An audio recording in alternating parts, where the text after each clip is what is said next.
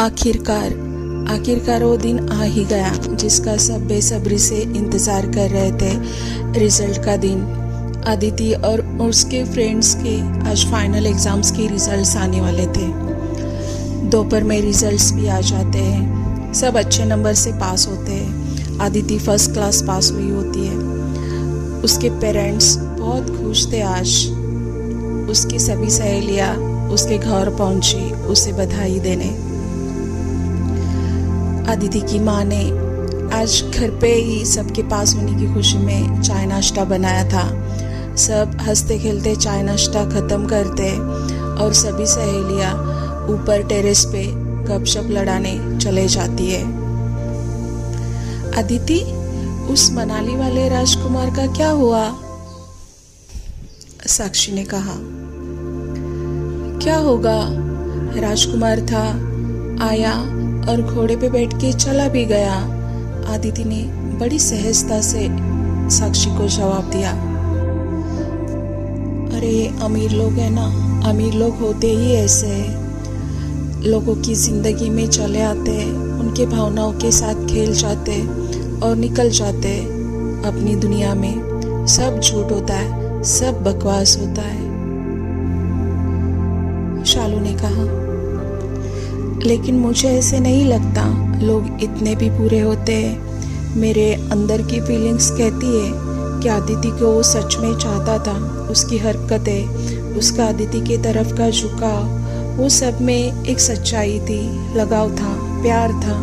मुझे नहीं लगता वो सब झूठ था। मैंने उसकी एक एक बात ऑब्जर्व की थी। वो सच में अदिति से प्यार करता था, इसमें कोई डाउट नहीं है। और एक ना एक दिन वो अदिति के लिए ज़रूर आएगा। तब मानो या ना मानो, लेकिन मेरे गट फीलिंग्स कहते हैं कि वो ज़रूर आएगा। और सब फिर शांत हो गए।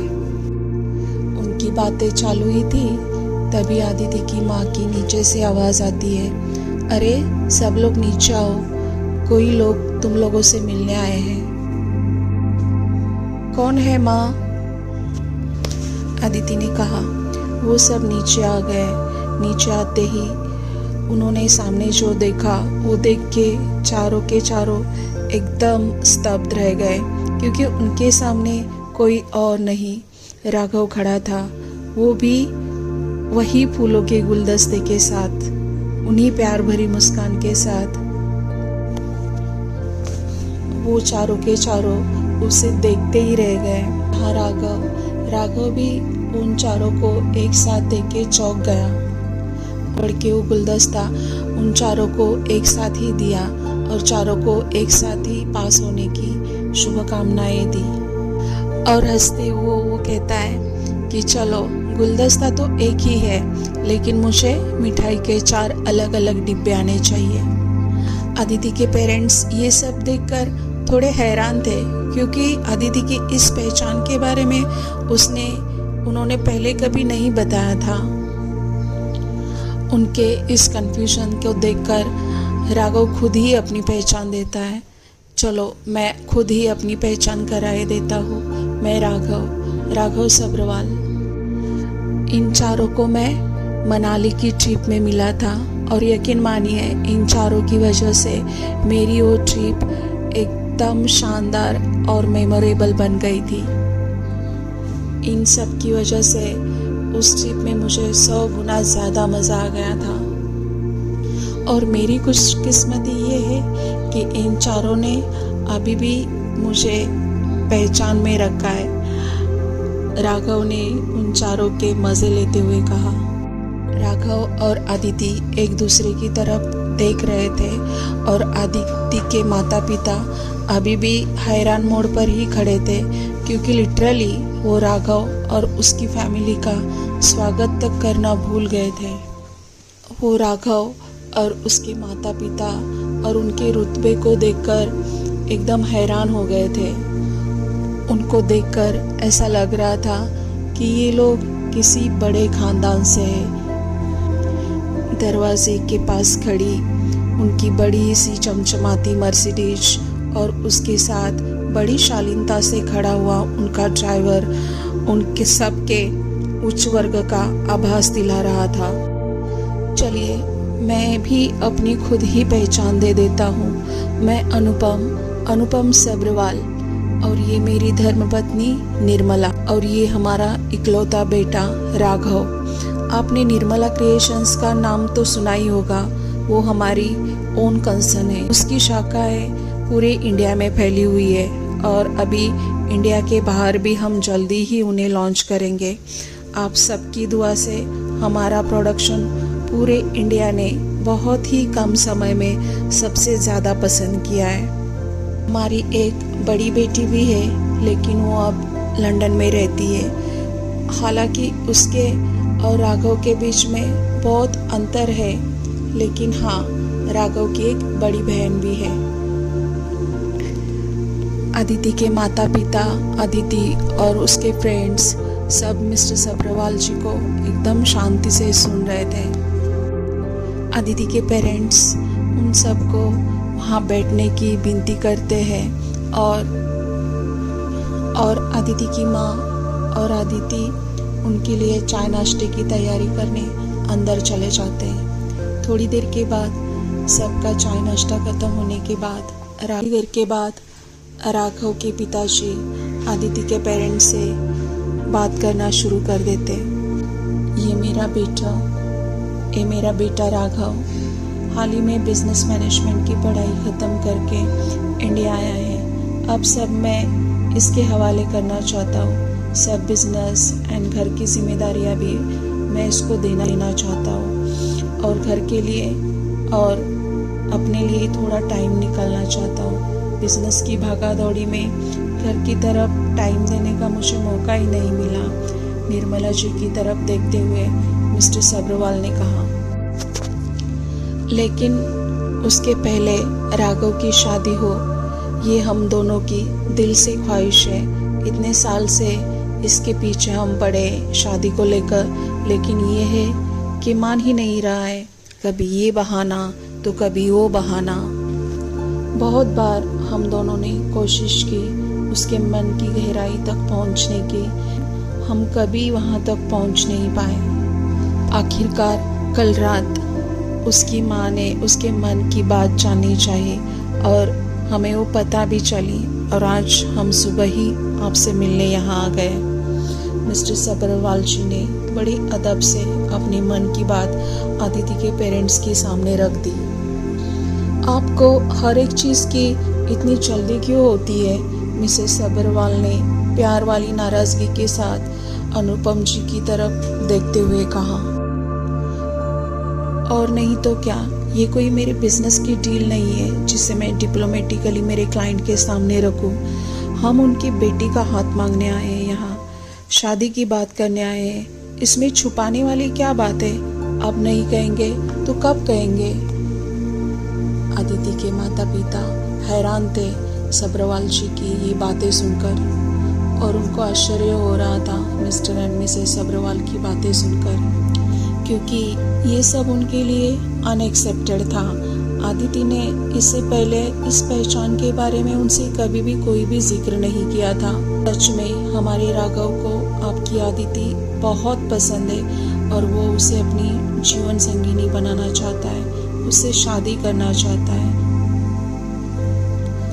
और अब आपकी बेटी को देखकर हमें भी ऐसा लगता है कि ये दोनों एक दूसरे के लिए ही बने हैं। अदिति की तरफ देखकर मिसेस सब्रवाल ने कहा। आपको क्या लगता है मिस्टर वर्मा? राघव के पापा ने अदिति के पापा से पूछा। अदिति के पापा एकदम सुन्न हो गए थे।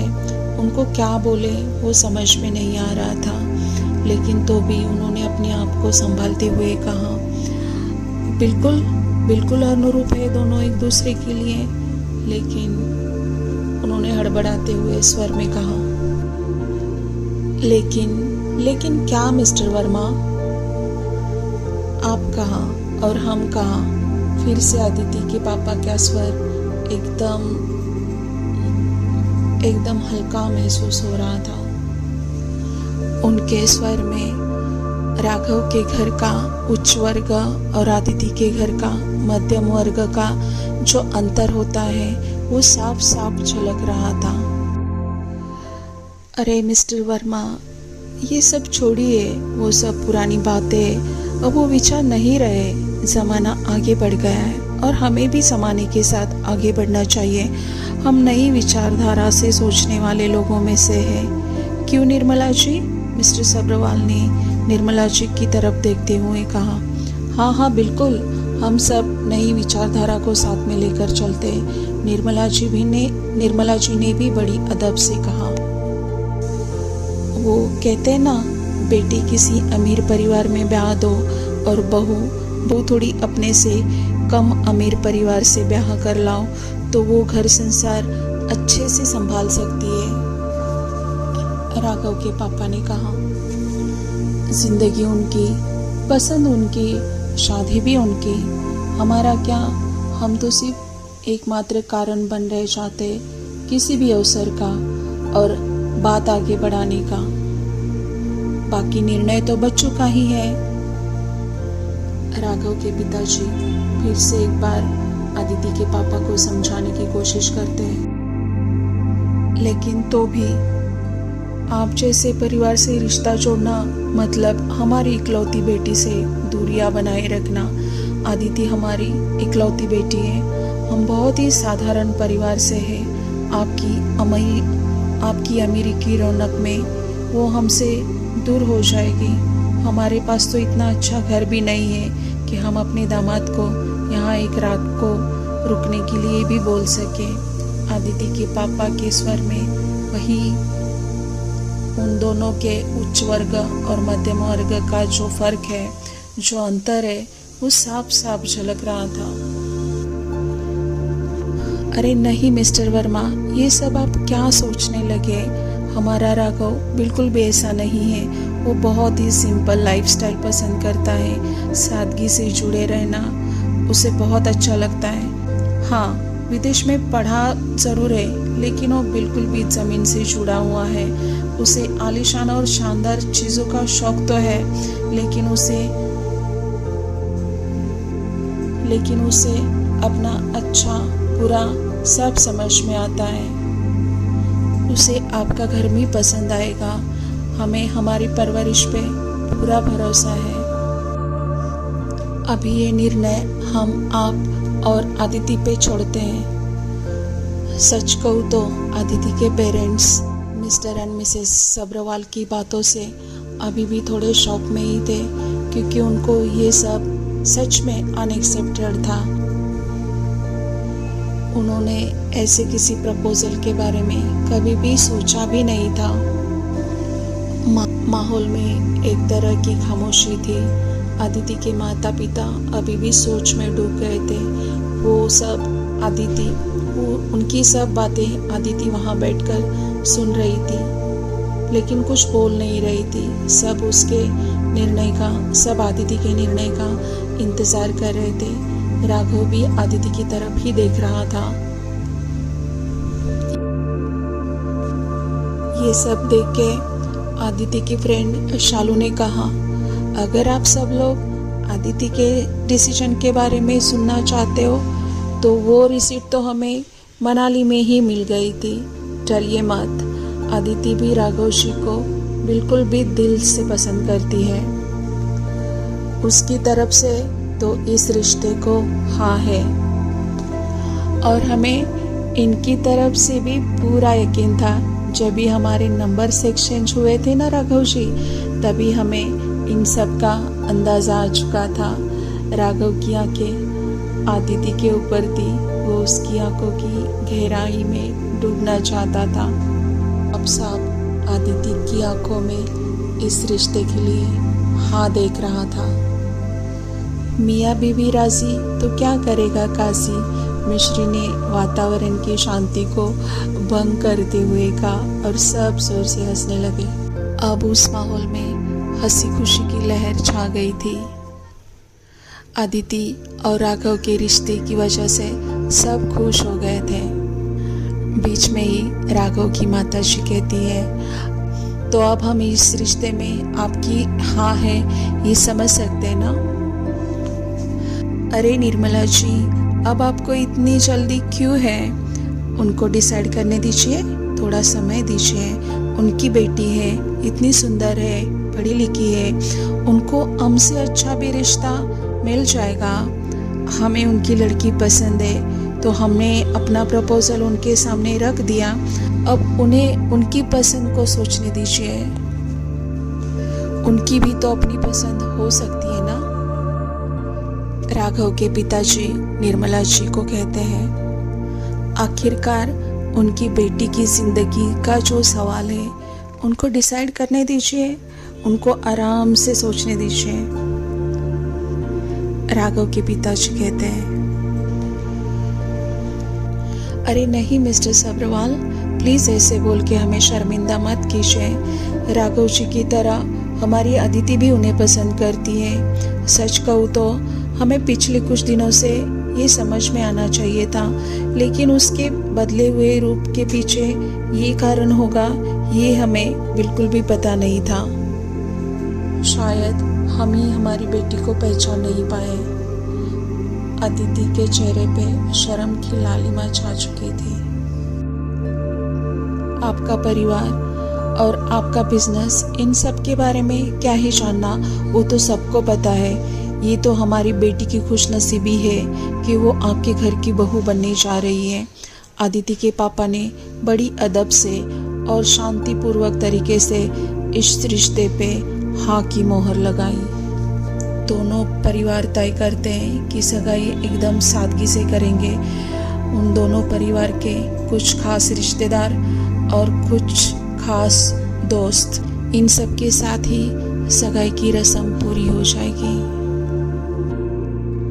सगाई वाले दिन आदिति ने गुलाबी रंग की साड़ी पहनी हुई थी। उस साड़ी में उसका रूप और निखर रहा था। सीढ़ियों से उतरती हुई आदिति को देखकर राघव और उसके पेरेंट्स उसको देखकर दंग ही रह गए थे। आदिति के माता पिता की आंखें भर आई।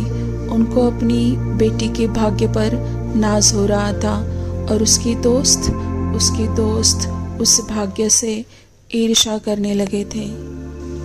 निर्मला जी राघव की माता जी, उन्होंने अपनी बहू के लिए एक शानदार मखमली साड़ी और एक हीरे का हार भेंट स्वरूप दिया और राघव के हाथ में हीरे की अंगूठी देते हुए बोला, आज से ये तुम्हारी एक और जिम्मेदारी बढ़ जाती है। राघव और अदिति सगाई की रस्म पूरी करते हैं और वो दोनों भी घर के बड़े लोगों का आशीर्वाद लेते हैं। उन दोनों के दोस्त आदिति और राघव के दोस्त उन्हें दिल से सगाई की बधाई देते हैं। हंसते खेलते स्वादिष्ट भोजन के साथ सगाई की रस्म पूरी हो जाती है। दोनों परिवार आज बहुत खुश थे। दिन बीतते जा रहे थे, शादी का मुहूर्त भी नजदीक आ रहा था। आदिति और राघव किसी न किसी बहाने से रोज मिलते थे, शॉपिंग करते थे। आदिति के लिए राघव की गाड़ी आती थी और ड्राइवर जब भी उसके लिए गाड़ी का दरवाज़ा खोलता और आदिति उसके अंदर बैठ जाती थी, ये सब देखकर आदिति की माँ बहुत ज़्यादा खुश हो जाती थी। साथ में उनकी इकलौती बेटी की शादी भी अभी जल्दी होने वाली है, इस भावना से ही वो दुखी हो जाती थी।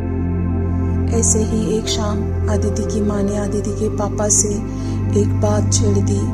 हमने कोई जल्दबाजी तो नहीं की ना आदिति का रिश्ता पक्का करने में? हमने लड़के के बारे में कोई पूछताछ भी नहीं की, क्योंकि उनका परिवार एक जाना माना और अमीर परिवार है। इसलिए लड़का अमीर परिवार का है, विदेश से पढ़ के आया है, तो उसकी आदतें, उसके दोस्त और भी बहुत सारी बातें हो सकती है। आदिति की माँ ने इतने सारे एक साथ सवालों से उसके पापा को थोड़ा डिस्टर्ब किया था। वो तुरंत बोले, कैसी पूछताछ? सब सामने तो है। एक अमीर, पढ़ा लिखा, जाना माना, शरीर से स्वस्थ लड़का तुम्हारे सामने है, उसके बारे में और तुम क्या जानना चाहती हो और क्या पूछताछ करनी है? आदिति के पापा ने थोड़ा कड़े स्वर में कहा। अगर तुम्हारे मन में कोई शंका है तो तुरंत उसे निकाल दो। लेकिन तो भी इन अमीर घर के लड़कों का क्या भरोसा करना, अगर विदेश में इसका कोई चक्कर होगा तो, अदिति की माँ ने कहा। तुम समझती क्यों नहीं, लोगों को किसी का अच्छा हुआ देखा नहीं जाता। सरवाल परिवार इस शहर का एक जाना माना परिवार है। इकलौता बेटा है राघव उनका, उनके साथ हमारा रिश्ता जुड़ रहा है, ये देखकर किसको अच्छा लगेगा। उनकी ये बातें सुनकर अदिति की माँ शांत हो जाती है और वो उनके मन में जो भी शंकाएं थी उनको दूर रखने की पूरी कोशिश करती है। यहाँ राघव की बड़ी बहन नंदिनी राघव की शादी के लिए लंदन से आई हुई होती है। आते ही उसने अपनी माँ से पूछा, मम्मी आप लोगों ने राघव की शादी के इतनी जल्दी क्यों की? पता है ना शादी की तैयारियों में कितना टाइम लगता है। एक तो आप लोगों ने मुझे सगाई पे भी इनवाइट नहीं किया था। क्या जल्दी थी इतने जल्दी शादी की डेट निकालने की? थोड़ा 1-2 महीने और रुक जाते। अरे नंदिनी, लड़की लाखों में एक है, कर दिया रिश्ता पक्का और 2 दिन में ही सगाई। राघव को भी जल्दी थी शादी की। बात का किसने देखा? जब तक शादी नहीं होती मेरी जान में जान नहीं आएगी, राघव की माँ ने कहा। लेकिन मम्मी, आपने राघव के बारे में आदिति और उसके परिवार को बता दिया है ना? अरे उनको क्या बताना, वो तो हमारी अमीरी और शोहरत से वाकिफ है।